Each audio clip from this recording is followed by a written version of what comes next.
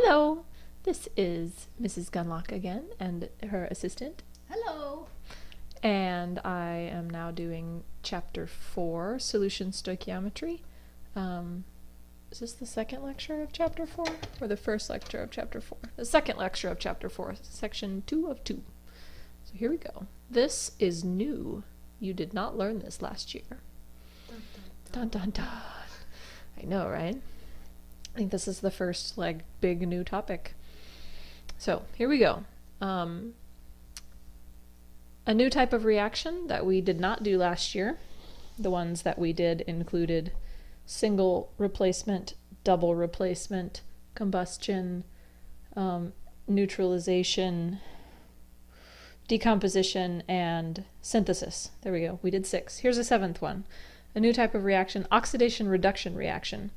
And these are reactions in which the electron status of the elements change from the reactants to the products. So where you might start off with the plain element, but by the end it's become an ion. Or you might start with an ion, and by the end it's become the plain element, something like that.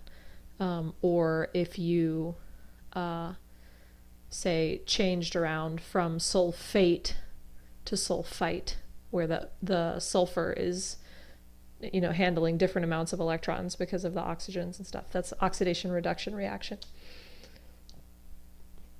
Normal day-to-day examples are actually really common. Photosynthesis is one, because if you think about it, it's doing things with energetic electrons, moving them around, different chemicals and stuff. And therefore the combustion or respiration of fats and sugars and proteins. So a lot of our body biology reactions are oxidation reduction reactions. And what you're following when you're looking at oxidation reduction reactions is who gained electrons and who lost electrons. And it's important to get this right, and it is hard to get it right because you're dealing with the gain and loss of negative things, which means that your brain tends to flip it around backwards. So be careful of that and be aware of that problem. The way to remember it is that the loss of electrons is oxidation. The gain of electrons is reduction. And there's a beautiful little acronym that is LEO says GER. And Leo is this fabulously drawn lion who kind of looks like the sun, let's say, here. So here's Leo, loss of electrons, oxidation. And what he says is GER, which is spelled G-E-R, not G-R-R, where the gain of electrons is reduction. It's weird because if you reduce something, you don't typically think that you're gaining. Those seem opposite. But what they're referring to is that when you gain an electron, your charge is reduced. You used to, let's say you started at a charge of 0, and you've gained an electron. Now your charge is -1. What happened to my charge? It got reduced. It's lower now. But you gained an electron. So gain of electron is reduction. That's the one that kind of blows your mind. But it's because you're moving negative things around. Here is an example. If I can scroll down. Come on, computer. All right. So here we have sodium metal reacting with chlorine gas, which is quite violent. I wouldn't recommend standing next to it. I wouldn't recommend standing next to chlorine gas, honestly. At least don't breathe and have all your eyes closed. Anyway, the charge on plain sodium metal is 0. The charge on a plain element in general is 0. So here we've got sodium at 0 and chlorine at 0. And as you know, this is the formation of an ionic compound. They're going to become ions. We're going to have sodium chloride.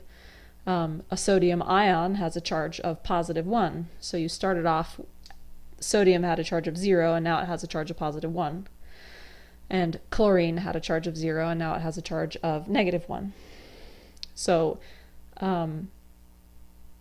sodium, being a metal, it has this tendency to become a cation. It has a tendency to kick out an electron. It loses an electron. Loss of electrons is oxidation. So in this case, sodium is oxidized to the sodium ion. And chlorine, because it became a negative ion, it gained an electron, it was reduced in charge. The gain of electron is reduction. Chlorine was reduced. So that is an example of an oxidation-reduction reaction. But it's also a synthesis reaction. Yeah, but it's okay. One thing that is a helpful tip is that, gee, I wonder where they came up with the word oxidize. It's because oxygen does it a lot. So oxygen is known for its surprise tendency to oxidize things. Oxygen oxidizes things. Oxygen itself is reduced. So there's another way in which your brain tends to get things flipped. So if we think about, you've got to think about the term oxidizing agent as well. So let's think about chlorine again. Chlorine, charge 0. Chloride, charge -1. It gained an electron from sodium. So what did it do to sodium? It oxidized sodium. It caused sodium to be oxidized. So while chlorine is reduced, it is also the oxidizing agent, the dude that caused the oxidation. The way that I tend to get these questions right is I work out what happened, and then it's the opposite agent. So if chlorine is reduced, it's the opposite agent. It's not the reducing agent. It's the oxidizing agent. And if you think about sodium going from 0 to +1, it lost an electron. LeO, loss of electrons, is oxidation. So sodium was oxidized. But what did he do to chlorine? He caused chlorine to be reduced. So sodium is the reducing agent, the dude that caused reducing in others. Whew. Moving on. All right, oxidation states. This is how you figure out who's been reduced and who's been oxidized, is you have to go through and go, oh, that guy was 0 and now he's -1. Okay. You need to have the skill to be able to do that. This is how you do that. You count up the electrons on either side and you compare the products to the reactants. A couple of things to remember. If it's a basic plain element, even the diatomic elements, the oxidation state is 0. So when you've got, for example, O2, those oxygens have got a charge of 0 each. Both of them do. If you have an ion, the oxidation state should be really obvious. What is the charge on Na+? It's plus. So those two are pretty easy. Then some that pop up that are helpful to just know off the top of your head. Fluorine and chlorine and bromine typically is always -1. So if you pop up and you see a fluorine and most of the other halogens too, you just go -1. You don't even really have to think of it when it's in a compound. Not when it's a plain element. When it's diatomic, then it's 0. Also, oxygen, when it's in a compound, is -2. Usually. Well, what do you mean by usually? What I mean by usually is that if it's in peroxide, which is that one particular funky polyatomic ion, H2O2, then it's -1. But that just doesn't really come up very often. It's okay. Be calm. Just mark oxygens as -2. And then if hydrogen is in a compound, it's got an oxidation state of +1. So here is another example of an oxidation-reduction reaction. We've got zinc metal reacting with hydrochloric acid, which is kind of fun. You drop the metal in and it goes psst. It does not go psst. Zinc is not a very reactive metal. It'll kind of bubble. Ooh. And you get zinc chloride and hydrogen gas. There are the bubbles. Hey, bubbles. And what you've got is the element zinc, elemental zinc, with a charge of 0. And you've got hydrogen, which we remember is positive 1, and chlorine, which we remember is negative 1, but also because we know that this is a neutral compound, we know that it has to be negative 1 in order for it to be canceling with the positive 1 of the H. And then zinc chloride, we can tell that zinc was positive 2, and we can tell that chlorine was negative 1, and that makes sense because that means it makes the neutral compound. And we've got hydrogen, the element again, and that's 0. So if you follow what happens to Mr. Zinc here, you go from 0 to positive 2. What did he do? Lost 2 electrons. He lost 2 electrons. So that means that he is now oxidized. Oxidized. And if you follow hydrogen, you go, oh, hey, what? Oh, my arrows are not pointing in the right place.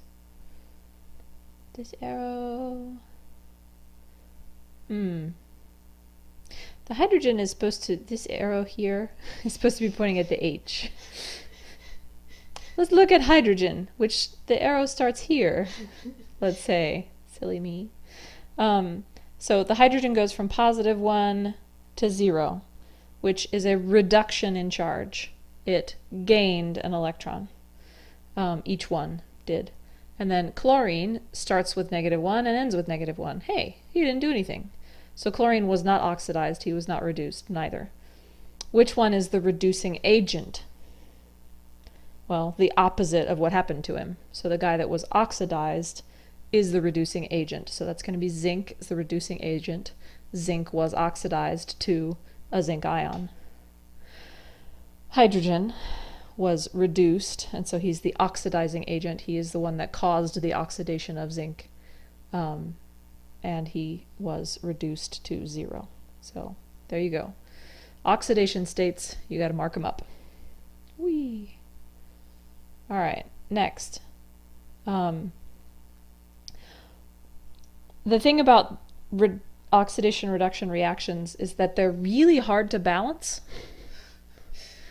And there's a very particular method for balancing them called the half reaction method. Because what's surprising is that you can't just balance the elements. You have to balance the electrons too.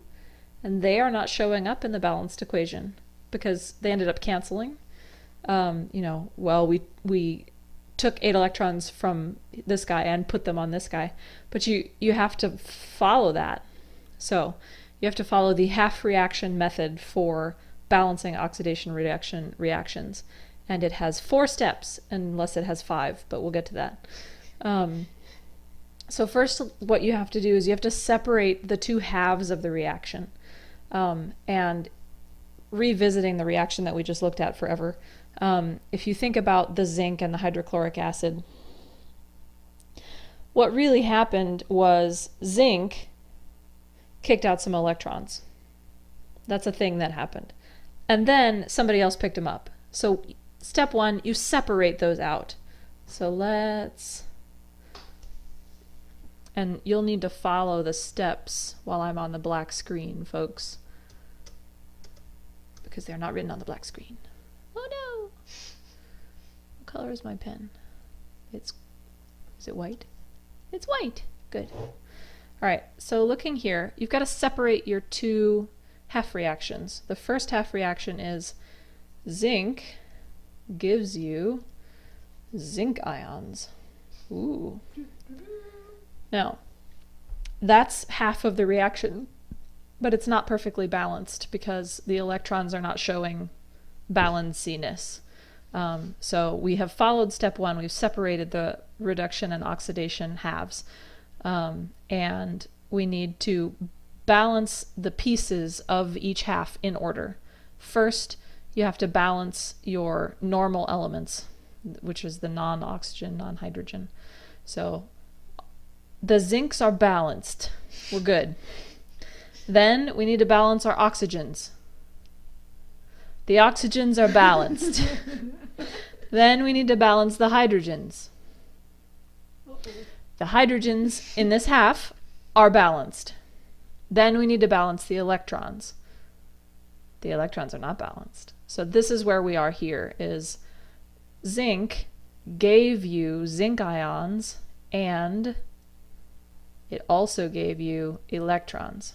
And how many electrons? Well, the halves, the products and the reactants and the products, they have to be, the charges have to be the same. So on the left, the charge is 0, which means on the right, the charge has to be 0. So a 2 plus will be perfectly met by a 2 electrons. So what this is showing is you started off with zinc, you ended up with zinc ions and 2 electrons that got kicked out. There you are.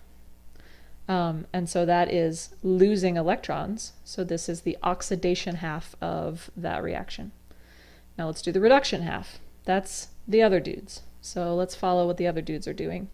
We have hydrochloric acid, which it's good to leave space because you write stuff in, which gives you hydrogen gas and chlorine. Now, we go back and we do step 2 for this guy. You balance the regular elements. Oh, beep, boop. There we go. Yeah, that's an ion. The regular elements here being chlorine. We're looking good so far with chlorine. Then you balance your oxygens. Check. Looking good. Then you balance your hydrogens. And the problem here is that we've got 2 hydrogens, and so we gotta go and do this. And well, that just mucked up the chlorine, so let's go fix him again. All right, so we've fixed all of our elements. Now we need to fix our charges, which if you look on the left, we're neutral, so we have a charge of 0 on the left. Here's a 0, and here's a 2 minus. So in order to balance this, we need to put minuses somewhere. Can we put pluses somewhere? We know we don't have any floating around hydrogens for you to mess with. So let's put minuses somewhere. Okay. So we put some minuses over here, and we're going to need 2 of them. Bam. All right, so what this is showing is if you take 2 hydrochloric acids and you can find a source for 2 electrons, you can end up with hydrogen gas and 2 chloride ions. Can we come up with a source for electrons? Yes, we have a perfect one. It's right here. In fact, it's so perfect that every time this runs once, you get 2 electrons, and you use 2 electrons. So it's beautiful. And so now we can balance it, and the electrons end up canceling out. And we have zinc and 2 hydrochloric acids, and zinc ions, and a hydrogen gas, and 2 chlorides. Bam. That is balancing by the half reaction mechanism. Method? Method. It doesn't seem so bad because it's not bad yet. I don't like the word yet. All right, so here is the next one that we can do as an example. We have arsenic oxide, and we have, I guess that's diarsenic trioxide.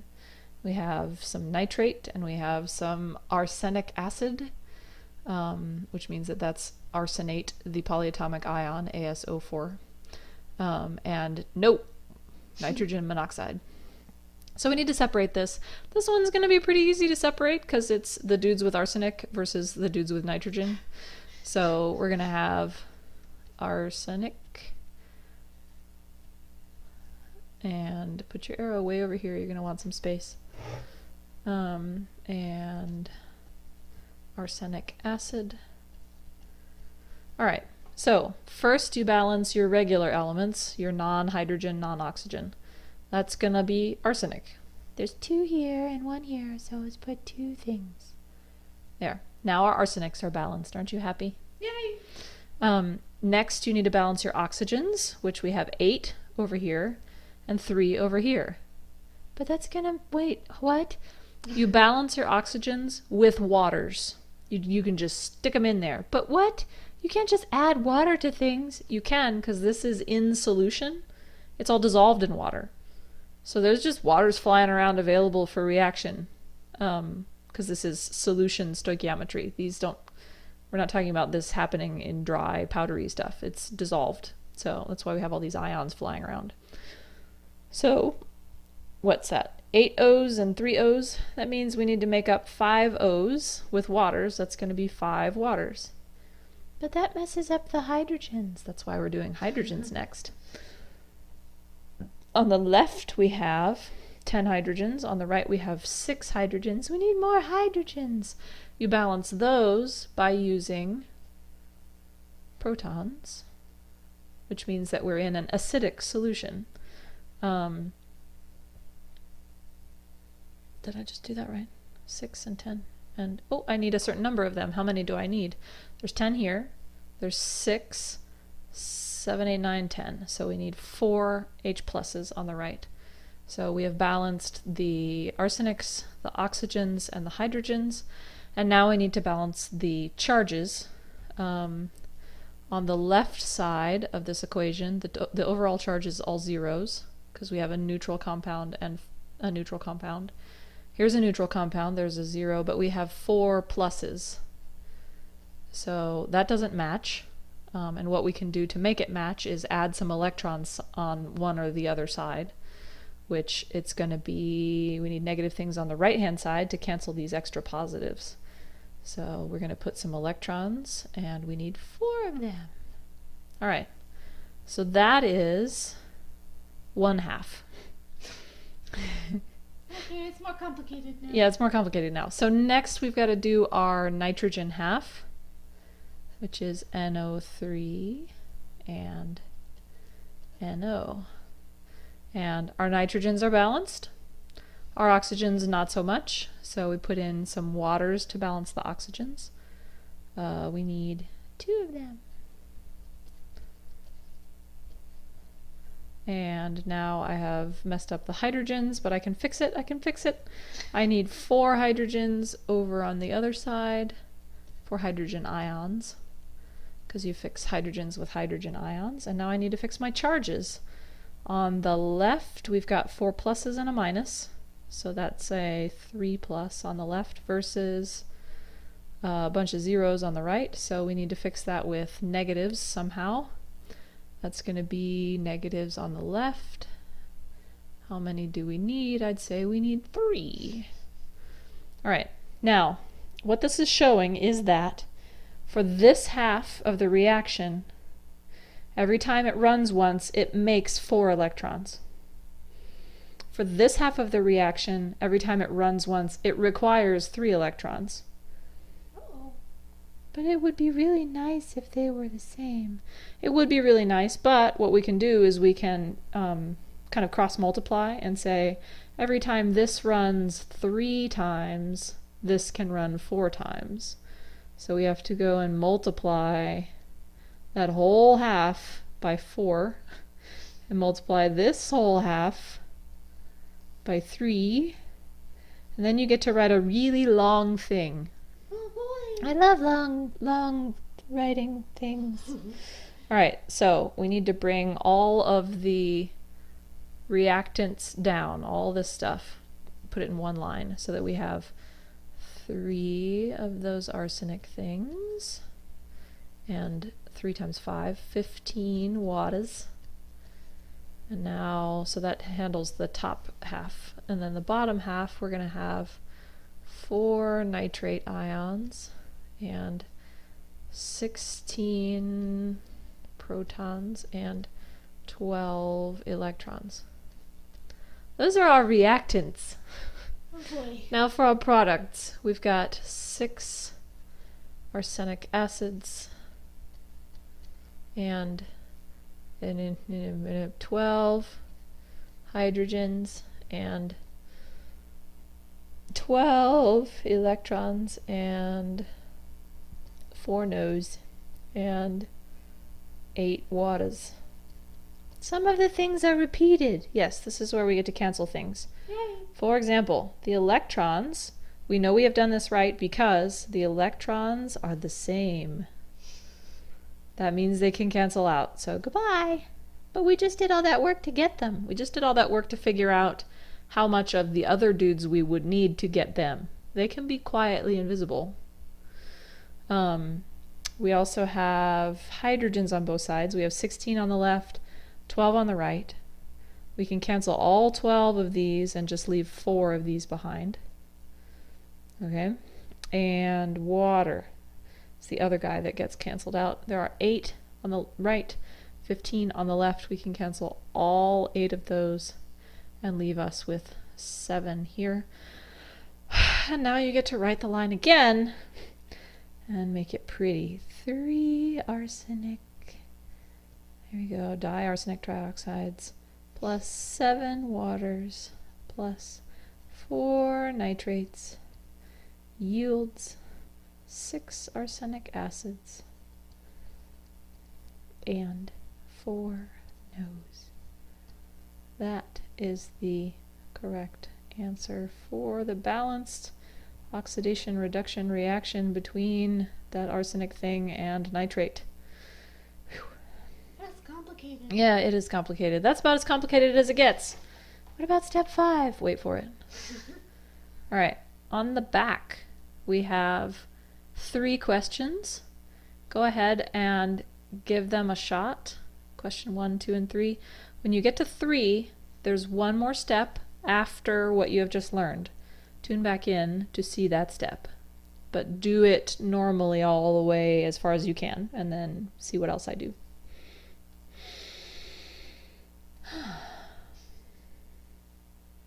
And now, for the exciting conclusion. All right, question 1. Really, I would like to do A last. So I'm going to do B, C, D, and E first. All right, assign oxidation states to each atom. Well, bromine is 0 because it's an element. Oxygen is always -2 unless it's peroxide. That means since this is a neutral compound, sulfur monoxide, that the sulfur must be a +2. There's a +1 and a -2. There's obviously a +1. There's obviously a -1. This one is tricky. The sulfate is tricky. I hope you got it right. Did you get it right? I doubt you got it right because I haven't showed you how to do it yet. The overall charge of this is -2. Each oxygen is worth a -2. There are 4 of them. That means that overall the oxygens are contributing -8. So you end up with X minus 8 is -2. Because you're wondering, what is sulfur? Because you know that oxygen is -2. It's always -2, unless it's a peroxide. So the X being 6, sulfur has a charge of +6. That's very big. I agree. So that is B. That's the oxidation states. Identify the species that are oxidized and reduced. Well, bromine changed, didn't he? Bromine went from 0 to -1. That is a reduction in charge, so bromine was reduced. That means that it gained an electron. Oxygen sort of stayed chill the whole time. Hydrogen stayed chill the whole time. But sulfur certainly changed. What did I write for this one? This one is reduction. Reduced.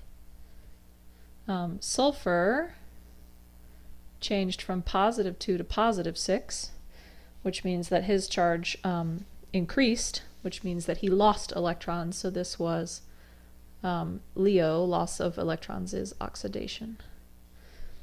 That was C. D, the electron donor and the electron acceptor. Who was the dude that gave away electrons? It was sulfur. So that is the electron donor. And who was the dude that accepted those electrons? That is bromine. So he is the electron acceptor. And that's D. E, identify the oxidizing agent and the reducing agent. That's the opposite of what happened to him. So sulfur, which was oxidized, is the reducing agent, and bromine, which was reduced, is the oxidizing agent. Ding. All right. Now I will do A after I erase a little bit. Boop. I'll be back, hang on. All right, having erased, we need to do step 1, which is separate the oxidation and the reduction halves. This is going to be your bromines. Bromine gives you bromide. You need to balance the elements, like so. And you need to fix the charges, which is going to be, there's 2 negatives on the right, so we need to have 2 negatives on the left, which I didn't leave space like a good girl. So it goes over there. All right, we're balanced. Ta-da! What that is saying is that bromine, when you give it 2 electrons, and it gains the electrons, so this will be reduced to bromide ions. All right, moving on to the sulfury bit. Here is sulfur monoxide turning into sulfate. The sulfurs are balanced. The oxygens are not balanced. We are needing some more oxygens on the left. That's 4 oxygens by way of 4 waters, because that's what you use to balance oxygens. Now we need to balance hydrogens, which is going to be with protons. I need 8 of them. Am I doing this right? Isn't it 3 waters? Yeah, hey, I can't read. Hey, now you get to see my eraser. Are you guys excited? Look at this. Yay! Woo! I actually flipped the pen over and did that. Yep, math. All right. 3. Yeah, that makes 4. Thank you. Welcome. And now I need to balance the hydrogens. I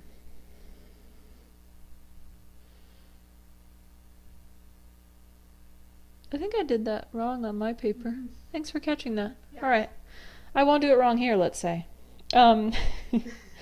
So with the hydrogens, I need 6 of them in order to make that balance, and now I need to balance the charges with electrons. Over here on the left, we've got neutral, neutral, so we've got zeros. On the right, we've got 6 pluses and 2 minuses, which leaves us with 4 pluses, which means we need 4 minuses to make it pretty. All right, there's that half. Now, we need to consider if we need to multiply anybody, which I think we do, because this reaction provides the electrons, and every time it runs once, it provides 4. This reaction uses them up, and every time it runs once, it uses 2. So he's going to need to get doubled. Leaving you with the following: 4 electrons and 2 bromines and sulfur monoxide and 3 waters yields 4 bromide ions and sulfate and hydrogens and 4 electrons. And we can cancel the electrons, and we know we did it right because our electrons match. And I think we're okay as far as water and hydrogen is concerned. So now we can go back up here and put in our little numbers, which is 2, 1, 3, 6, 4, and 1. Which you would not necessarily have gotten had you not separated and checked to make sure that the charges matched as well as the elements. So, and one thing I'd like to point out about the hydrogen ions being present is that that means that this is in an acidic solution. When you get down to number 3, it says do a basic solution. I will show you how to do that. All right, number 2. Here we have arsenic acid, giving us arsenic trihydride, and zinc going to zinc ions. This one's pretty easy to separate out because it's zinc going to zinc ions, And that's, well, the elements are balanced. And we just need to balance the charges with a couple of electrons here. I think we used this one on the front, so it's kind of familiar. And we've also got our arsenic dude. And our other arsenic dude. Alright, so arsenics are balanced. Oxygens are not balanced. We need to fix you with some water. 4 waters. And we need to fix the H's, which we've got 11 on the right and 3 on the left, so we need 8 hydrogen ions. And now we need to fix the charges, which we've got 8 pluses and a bunch of neutrals. So that means we need to cancel our pluses with negatives, and that's going to be 8 electrons. Now we need to decide, do we need to multiply anybody? And we do, because every time the zinc reaction happens, you get 2 electrons out, and every time the arsenic reaction happens, it needs 8 electrons to run. So 1 to 1 is not going to work. This guy is going to need to run 4 times to provide 8 electrons for this to run once. And that gives us 4 zincs and an arsenic acid and 8 hydrogen ions and 8 electrons, which yields 4 zinc ions and 8 electrons and arsenic trihydride and 4 waters. Okay, and we cancel, and it's beautiful. Now that one's easy because this one doesn't have a bunch of waters and hydrogens in it too. And I'm not going to rewrite that because I don't feel like it, but I don't need to, do I? Nah. Just pretend that's not there. Ooh, no, watch me use my eraser. Whee! There, pretend that I rewrote that. Alright, next one. Huh? My assistant has brought up an important point, which is, well, don't the zincs cancel? And the answer is no, they don't. Because you cannot cancel an element with its ion. They are different things. You can only cancel things if they are present identically on both sides of the equation. Thank you, assistant. You're welcome. All right, question 3. All right, again we have zinc. What's with all the zinc? All right, well that part's easy. We know that part. Zinc yields zinky ions and electrons. That is the first part. The second part is the nitrogen-y part. Nitrate gives me ammonia. Ooh, it's a big change right there. All right, so we balance the regular elements. Nitrogen is fine. We balance oxygen. Oxygen needs some help. We balance oxygen using water. That's 3 waters. Now we balance hydrogens. Hydrogens, we've got 6, 7, 8, 9. We need 9 hydrogen ions. And then we have to balance the charges. That's 0 and 0, so this is the neutral side. And this side gives you 8 pluses, so we're going to need to make up with that with 8 minuses. This is going pretty straightforwardly, so why is there an additional step? We'll get to that. Alright, so now we go, okay, yeah, we need 4 of these in order to make 8 electrons for this guy to eat here. So that's going to be 4 zincs and a nitrate and 9 hydrogen ions and 8 electrons, yielding 4 zinc ions and 8 electrons and an ammonia and water. Now here's the thing. The question says that this takes place in basic solution. Okay, fine. So what? Problem is that you are showing right here that it's taking place in acidic solution because you've got hydrogen ions flying around. It's not going to work. In basic solution, hydroxide ions fly around, not hydrogen ions. So we have to cancel some things and flip them. So the fifth step comes in when it says, in basic solution. Okay, fine. And the rule is, you take your hydrogen ions, you switch them to the other side and change them into hydroxides. This will cause you to have to rebalance your water, but it's okay. Be calm. Alright, so that's going to be 4 zincs plus nitrate plus 8 electrons, and leave some space, and 4 zinc ions, and 8 electrons, and pneumonia. No, that's a disease. And 9 hydroxides. What? Where'd that come from? That's what I just did here, right? I switched my hydrogens over to hydroxides on the other side. And now I need to fix my waters. So let's kind of count our oxygen situation here. We have 9 oxygens on the right. We have 3 oxygens on the left. That means to fix this, I need to put waters on the left. And that's going to be 6 of them. So now my oxygens are balanced. 1, 2, 3, 4, 5, 6, 7, 8, 9. 1, 2, 3, 4, 5, 6, 7, 8, 9. And make sure you check to see if your hydrogens are balanced too. I think they are. It's okay. 3 and 9 is 12 hydrogens.